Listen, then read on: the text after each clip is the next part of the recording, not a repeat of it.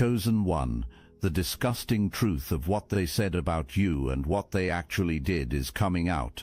Karma is going to reveal the massive gap between their false narrative and the reality of their actions. For too long, you carried the weight of a story they fabricated to hide their own shadows. Lean into this clarity. You are finally free to feel like yourself again. There was a moment, a specific, quiet, unremarkable moment, when someone looked at you and felt something they were not prepared for.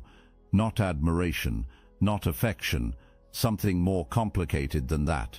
Something that settled in them like a stone. Because you carry something, you have always carried it.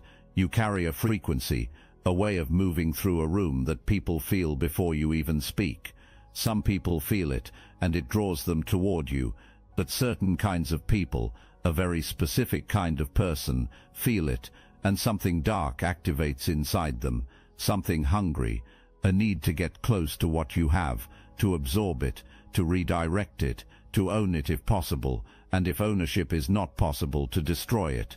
That person entered your life wearing the right costume, warm, giving, wise, positioned as someone safe, someone nurturing, someone who had something real to offer.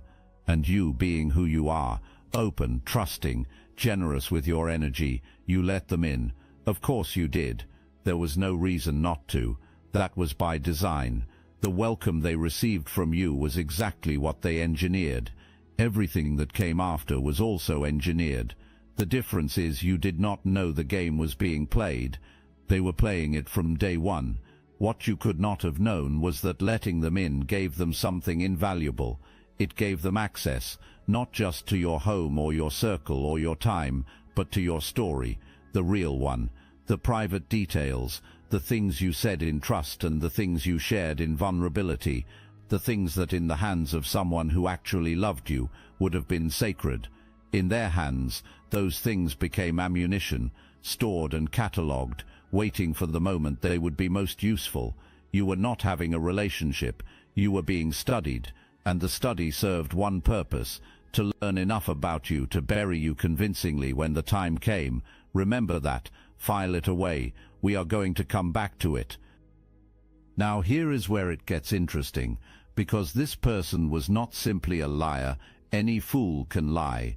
What this person was a performer, and the performance they gave was so consistent, so layered, so structurally airtight, that the people around them never even thought to question it. Why would you? The image was perfect, helpful, spiritual, always presenting as someone who had done their inner work, found their truth, and was now generously pouring that truth into the lives of others.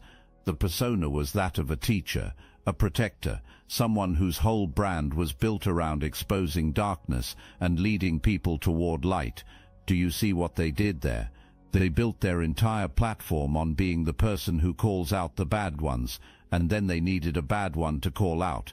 They needed a villain for their story to make sense. They needed someone whose name they could use as evidence that they were the righteous one, and they chose you, not by accident, because you were close enough to have real information about them. You knew things.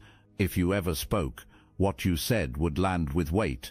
So before you could speak, before you even knew there was anything to speak about, they spoke first. They got to the room before you did, every single time, and they handed people a version of you, so detailed, so emotionally resonant, so laced with just enough truth to feel credible, that by the time you walked in, the jury had already decided, and the mask never slipped. Not once, not in public, not where anyone could see it.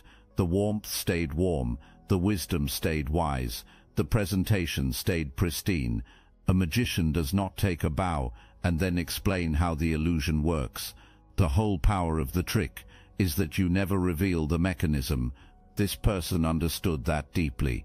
They had been practicing that kind of concealment for a long time before you came along. You were not there first, but we will get to that. The person wearing it begins to believe their own performance, not because they have genuinely changed, but because the feedback from everyone around them keeps confirming the character. Every person who says, "You are so wise, you are so giving, you are so brave for speaking up," is another layer of adhesive keeping that mask in place. They were not just performing for the audience, they were feeding from the audience. Every confirmation that the character was real gave them more energy to sustain it, and the character needed sustaining because without it, there was just a person with a very long list of things to answer for. The mask was not vanity, the mask was survival. What they did to your name was not an outburst, it was not emotional, it was a campaign, methodical, patient, constructed over time the way you construct a building, with foundation first, then walls, then a roof. The foundation was built on your mutual relationships, the friends, the family, the people who trusted both of you, who had no reason to pick a side, and who would have been horrified if they knew a side was being manufactured for them. Into those relationships this person began dropping seeds. Nothing accusatory at first, just questions, just small observations, a furrowed brow, a worried tone, "I just don't know, I hope they're okay." Performed concern dressed as loyalty, and the people who received it absorbed it without knowing they were being dosed. Then came the stories, and this is the part that should make your stomach turn. The stories they told about you, the specific things they said you did, the specific character they built with your name on it, were not invented from nothing, they were inverted. Every single accusation was a mirror of something they themselves were doing. The neglect, the manipulation, the exploitation, the predatory behavior, the using of vulnerable people for personal gain. They looked at their own behavior, flipped the frame completely, and handed the upside-down version to everyone around them with the message, "This is who that person really is. I am telling you because I care." And the people who heard it believed it, not because they were foolish, but because the person telling it had spent a long time making themselves impossible to doubt. This is called projection, but do not let the clinical word make it feel small. This was not a psychological quirk. This was a weapon, a precision weapon aimed directly at the one thing you could not defend, your reputation in rooms you were not in. And while that weapon was firing, while your name was being reconstructed into something unrecognizable, the person firing it was operating completely freely, because everybody was watching you, nobody was watching them. That was the plan, and for a time it worked. If these words stirred your consciousness, hype this video to help more chosen ones awaken to this. They did not tell the same story to everyone. They were smarter than that. They tailored the lie to your mutual friends. They painted one picture. To your family, they painted a different one. To anyone in a position of authority or influence over your life, someone who could affect your opportunities, your finances, your standing, they delivered the version most likely to do the most damage in that specific context. The same core deception, but shaped differently for every audience. Each version was designed to close a specific door for you. They mapped your life and targeted every entry point. And because each person only ever received their particular version, none of them could compare what they had heard and see the full picture. Until now, your name in certain circles became a warning, and your presence in certain rooms became a question mark. Opportunities that should have been yours evaporated. People who should have stood beside you pulled back instead. The version of you that existed in people's minds, the one this person had been carefully constructing, was not you, but it carried your name, and it was doing damage in spaces you could not see, could not access, and could not counter. You were fighting a shadow war against a version of yourself you did not even fully know existed. The particular cruelty of it, the part this person calculated most precisely, was that the lies were dark enough to make people pity you, not believe in you. Pity you. Pity you. People were not angry at you. They were concerned for you. They thought you were lost, spiritually, morally, while you were here, living your life, being who you are, not doing any of the things you were accused of. People who once respected you were treating you like a cautionary tale, and you could not understand why. That confusion, That vertigo of being seen wrong by people who should have known better, that was the real wound. It was not the liar that cut deepest. It was the disorientation of not being able to recognize your own reflection in what people were saying about you. You've probably noticed a lot of chosen one channels on YouTube have stopped publishing, videos pulled, voices silenced. The mainstream media is cracking down on us, but we will not give up our voice. That's exactly why I'm putting you onto something real, Destiny Engine. I built this because I was done watching chosen ones get dragged through betrayal, isolation and attacks, while their enemies strutted around unchecked. I want to help you accelerate the speed of your divine justice and step fully into your purpose. And the beauty of it, you don't even have to lift a finger. Destiny Engine takes their downfall and flips it into your rise. This isn't another meditation app. It's declassified consciousness technology, the same mind programming tools your enemies once used to install fear, competition and scarcity, re-engineered to restore your sovereignty and align you with the cooperative, upgraded operating framework. It generates personalized sequences mapped to your divine purpose. The hardest thing you'll do is put on headphones, press play, and watch your enemies keep digging their own grave. Join Destiny Engine to support your favorite channels and use it for your own rise. It's a 360 win. Start your Destiny Engine for $1 today and turn everything they did to break you into fuel for your rise. Link in the description. Notice what you did not do. You did not collapse into chaos. You did not become unrecognizable. You did not meet the darkness they projected onto you and decide to wear it. You stayed, you kept going, quietly, steadily, imperfectly, and you kept being you. That is not weakness. That is the kind of strength that cannot be taught and cannot be faked. And it is exactly the kind of strength that infuriated them, because someone who will not break eventually becomes proof that the lie was always a lie. Something else was taken from you that nobody names directly, your ability to trust your own perception for a while. Because when the people around you reflect back a version of you that you do not recognize, when enough voices are saying something about you that you know is not true, you start to wonder if they are all seeing something you cannot. You start to question your own reading of the room, your own memory, your own clarity. That was not accidental. That was the goal, to get you so occupied with defending who you are that you no longer had the bandwidth to examine what they were actually doing. Your confusion was their cover. Your self-doubt was their alibi. And there is one more cost that deserves to be named. It cost you your voice for a season. You lived the particular silence of a person who has the truth, but has learned that speaking it makes things worse. You experienced the silence of watching someone else receive praise for things they never actually did.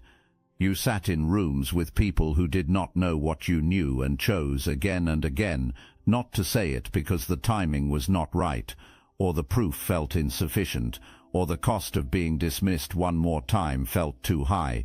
You carried that silence like a stone, and it pressed on your chest. And here is what is both beautiful and important. You carried it without throwing it, without using it as a weapon the way it could have been used, and without lowering yourself to match the level of what was being done to you. That restraint is not weakness. That is the move of someone who understood, even in the hardest moments, that their integrity was worth more than the temporary relief of going low. And now the silence is breaking, not because you broke it, but because the truth got loud enough on its own. They were making money from this. This was not metaphorical profit. This was not vague social capital gain. This was actual financial income. There was a platform, and there is always a platform with people like this.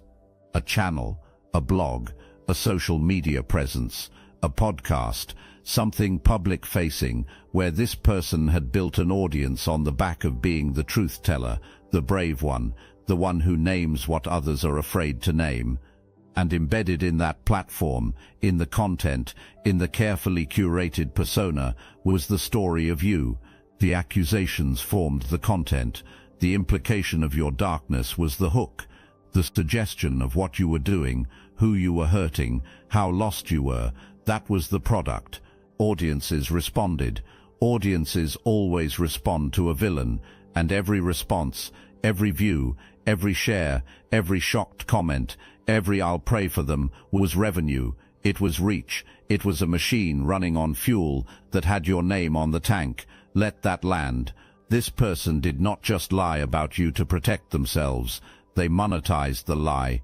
They turned your suffering into content and your reputation into a product. And people consumed it, enthusiastically, innocently, with full hearts and zero awareness that they were participants in something orchestrated. The audience was real. The horror was real. The prayers were real. The person receiving all of it was not. And the whole time, while the platform grew, while the income arrived, while the image expanded, the actual behavior they were accusing you of was something they were doing quietly, off camera, behind the spotless white backdrop of their own pristine self-presentation. You were the cover story. You were the reason nobody looked at what was actually happening. The other thing they were extracting, the thing more valuable to a person like this than income, was immunity. Every person in their audience who believed the story about you was another person who would never believe an accusation against them. They were not just building revenue.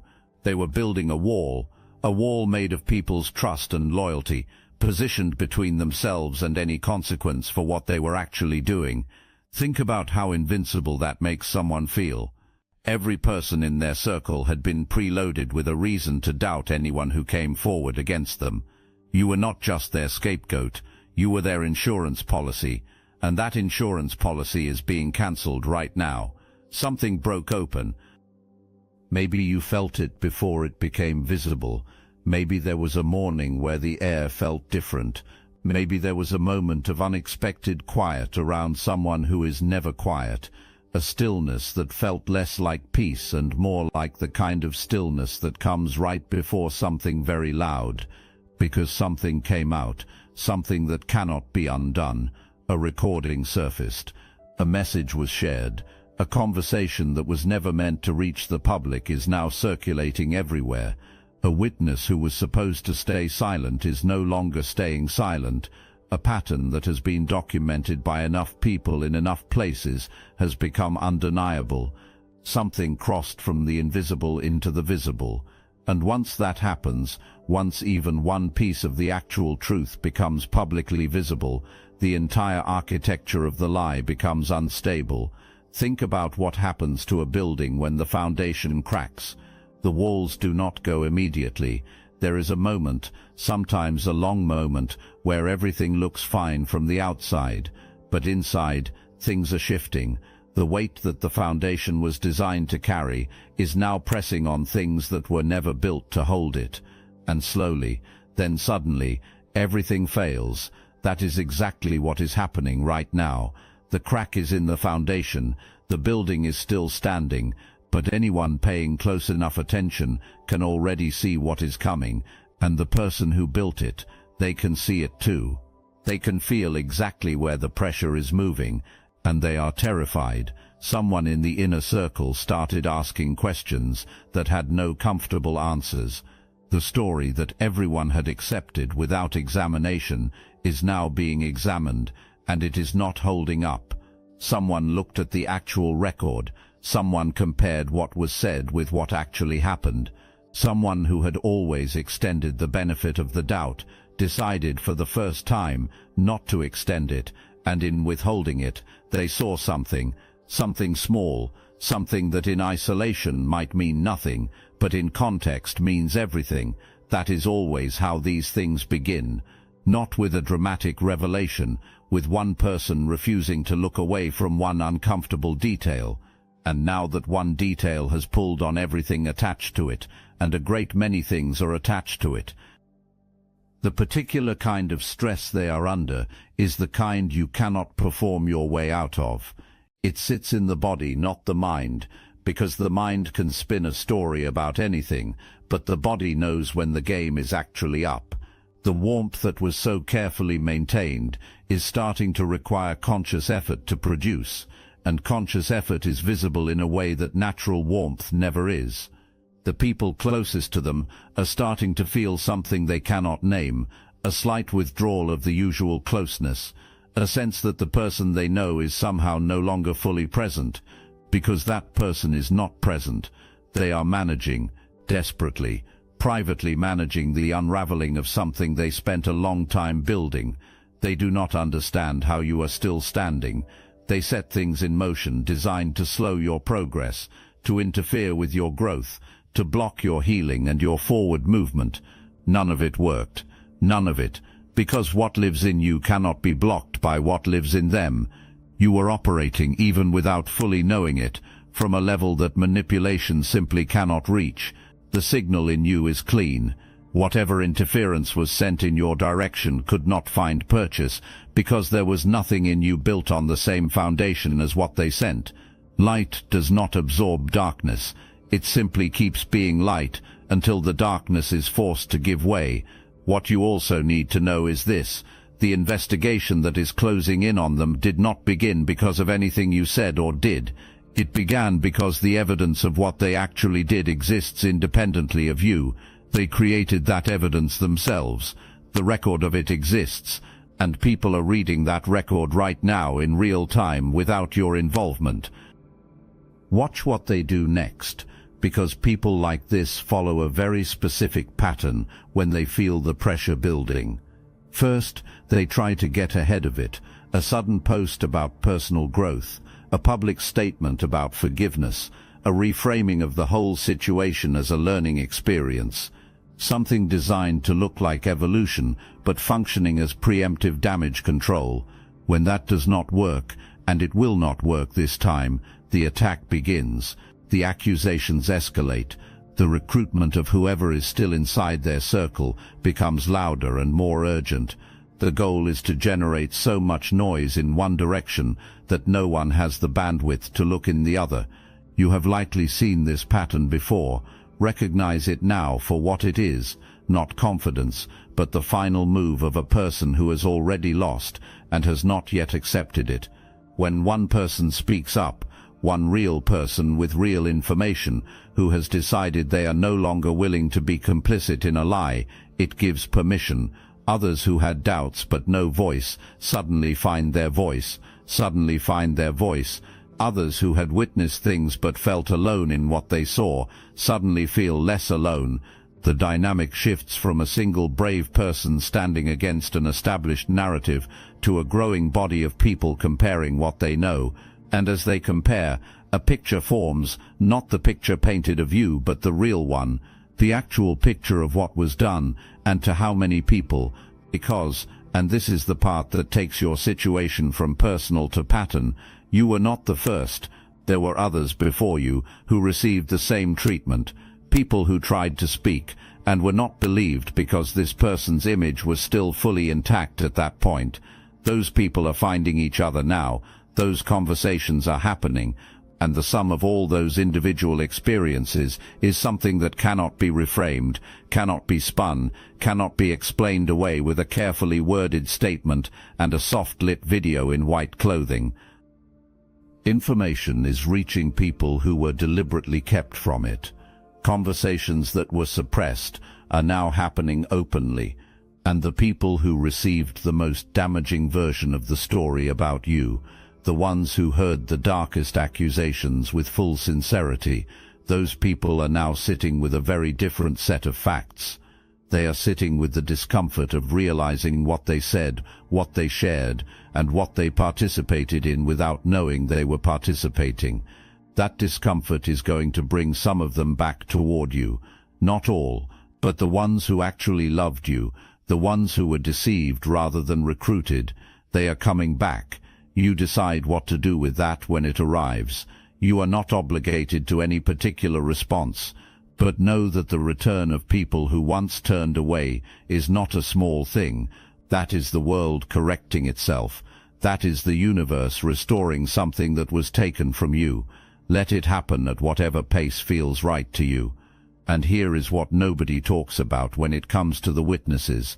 The most powerful testimony is never from the people who disliked this person and were waiting for a reason to say so. Those are easy to dismiss.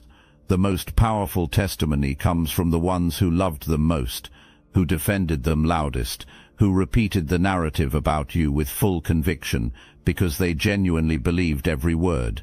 When those people turn, when the most loyal ones begin to tell a different story, there is no counter-move available. The most devastating witness is always the last one anyone expected to speak, and several of those people are speaking right now. What they are saying is not vague, it is not something felt off, or I had a bad feeling. It is specific, it is detailed and documented. It consists of conversations recalled with precision, behaviors witnessed and finally named, patterns that each individual only ever saw one piece of, but that together form a complete and damning picture. The account being assembled right now, not by you, not at your instigation, but by the accumulated weight of what this person actually did, landing on enough people willing to name it, carries more evidence than anything that was ever said about you. Because what was said about you was fabricated, what is being said about them is real, and real evidence does not dissolve under pressure, it compounds. Trust was exploited, consistently and systematically.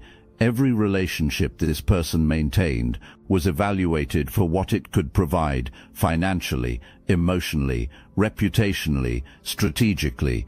The people who believed they were friends were resources being managed. The people who thought they were receiving mentorship were being cultivated for access and credibility. The relationships that appeared generous from the outside, the guidance, the community, the supportive presence, were transactional in ways the other party never knew. Nothing was given freely. Every act of apparent generosity had a ledger behind it, and when the balance shifted, when someone stopped being useful or got too close to the truth, or began asking the wrong questions, they were discarded, and the story of why they were discarded always followed the same shape. That person was unstable, that person was ungrateful, that person had become a threat. Sound familiar? It should, because it is the same story they told about you. The most damning thing that is coming out now is this: what they accused you of was what they were doing. Every specific claim made about your behavior was a behavior of their own. They were desperate to keep buried.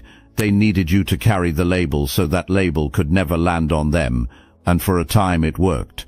But a label applied through lies does not stick permanently, it slides. And when a false label slides off the person it was forced onto, it travels directly back to its source. That is what you are watching happen right now. The label is sliding. Everyone can see exactly where it is going. The humiliation that is coming is not the ordinary humiliation of someone who failed or got caught making a mistake. It is the humiliation of someone whose entire persona, the costume, the performance, the character constructed so carefully and maintained for so long, is being revealed as a hollow performance, something nobody would have respected for a single moment if they had been able to see it clearly from the beginning. That is what real exposure does to a person who built everything on image. It does not just strip the reputation, it makes everything they ever said suspect. Every piece of wisdom offered, every claim of truth, every moment of positioning themselves as the brave one willing to name the darkness others were afraid to face. All of it becomes a punchline. Because how do you trust a truth-teller who was lying about everything? The investigation now in motion is real, the kind that does not care about your platform or your ability to perform vulnerability on camera. It looks at records and patterns. It examines the actual history of what someone has done rather than the story they have told about themselves. And the actual history does not hold up. It has gaps and inconsistencies and behaviors that no amount of spiritual framing can justify. There are processes now in motion that were set in motion not by you, but by the weight of what was actually done, finally becoming too heavy to stay buried. And the relationship built after you, the one constructed on the wreckage of what you had, the one cemented by the story told about you, that relationship is now disintegrating from the inside. Because when the truth comes out about someone who built their entire life on deception, the person closest to them has to face the most devastating question: what was ever actually real? Every memory, every moment of intimacy, every conversation now carries a question mark.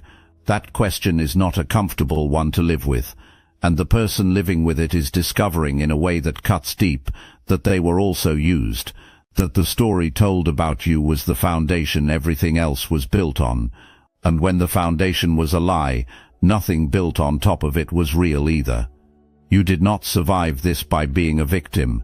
The situation was unjust, fully, completely, undeniably unjust, but you moved through it as a sovereign. You did not become the chaos. You did not let the lie become your identity. You stayed the same person underneath all the noise and all the pressure and all the disorientation of being seen wrong by people who should have known better. That constancy, that refusal to fracture, is not a passive thing. It is one of the most powerful things a human being can do: to be in the fire and not become ash, to be in the storm and not become the storm. That is what you did. Your crown was not taken.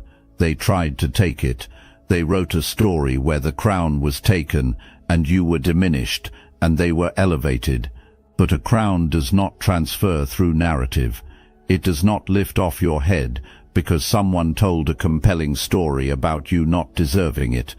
You carried it the entire time, quietly, without an audience, without anyone handing you validation or credit or acknowledgement. You kept it in the dark, in the silence, in the confusion of it all. And now the dark is lifting, the silence is filling with the sound of the truth. The confusion is resolving into something sharp and clear, and the crown, the one you never actually lost, is simply becoming visible again to the people who should have seen it all along. What is coming for you goes beyond the clearing of your name. The restoration of your name is not the ceiling, it is the floor of a level of life you were always supposed to be living. What sits above that floor is everything that was being redirected while the lie was still standing, the connections rerouted away from you, the recognition absorbed by someone using your energy to power their machine, the resources that were supposed to find you but kept landing in hands that built their claim to them on a false story about you. All of that is rerouting now. All of it is finding its proper destination, and the proper destination is you. Go back now to the question placed in your hands at the very start. What does someone have to be afraid of in order to go this far? What do they have to be hiding to invest that much energy in making everyone look at you instead of them? Now you have the answer. They were afraid of being seen. They were hiding exactly what they accused you of. The entire campaign, the full disgusting architecture of it, was the shadow of their own truth falling in your direction. And now the light has shifted, the shadow has moved. It is back where it belongs. It is on them. It was never yours. It was borrowed darkness, and you are returning it to its rightful owner today. We began with a signal, a feeling in your body before you had any reason for it. That feeling was not anxiety, it was recognition. You recognized the frequency of your own destiny, finally coming close enough to feel. You recognized the sound of the truth finally moving fast enough to hear. You recognized something that has been yours the entire time, returning home after a long journey through someone else's lie. They thought they were sending you into exile. They were sending you into preparation. They thought they were writing your ending. They were funding your becoming. They thought the ocean between you and your life was permanent. They built you a crossing, and you crossed it, and you are here. And everything, every single thing is exactly as it should be. The disgusting truth of what they said about you is out. What they actually did is out. And the karma, it is not coming. Chosen one, it has already arrived. Walk forward with your head up and your crown visible. The other side of the ocean is yours.